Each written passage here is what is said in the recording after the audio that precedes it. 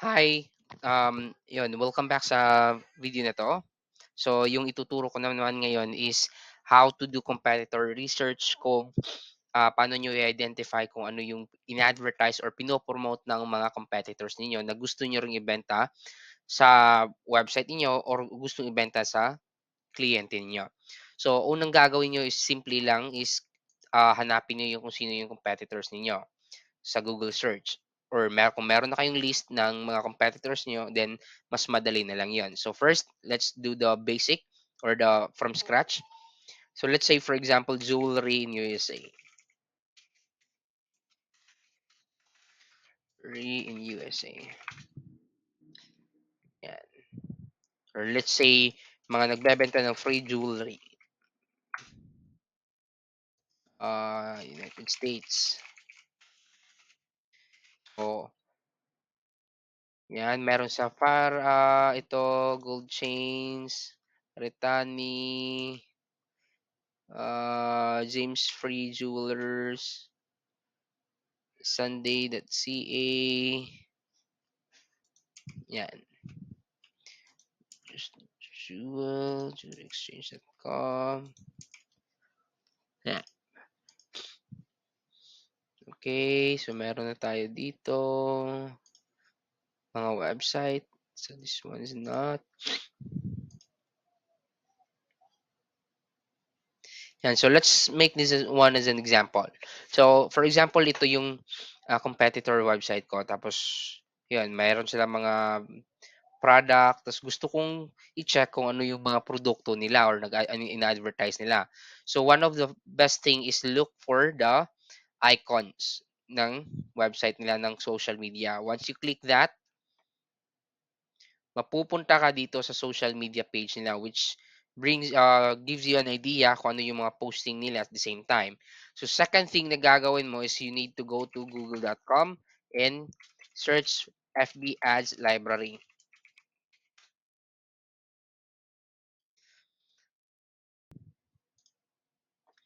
Then click all, category all ads, then go back to their social media page, copy and paste their name,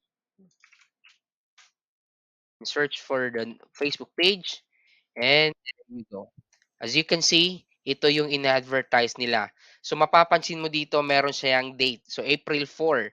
So meaning to say na nakatakbo na yung ad sets na to or advertising na to is 22 days ago na. So meaning to say this one is generating well a sales na kasi matagal na eh. 7 days windows lang kasi yung testing ng Facebook ads. Ibig sabihin pag lumagpas ng 7 days, it's a potential na meron na yung mga sales ng mga ads na yan. So pag bumaba ka pa, pag mag-scroll down ka pa, marami ka pang ads na makikita dito. Yan, hanapin mo lang yung tamang ah, Facebook page nila. So yan. So pinaka-latest nila is April 24. So yan. Ayan yon yung mga ring na 'to. So 'pag clinic mo ito namang shop now, 'yan, so mapupunta ka dito sa mga kwintas na 'to, alright? Now, so paano mo naman siya hahanapin sa AliExpress or Alibaba? So let's say for example, itong singsing na 'to, alright?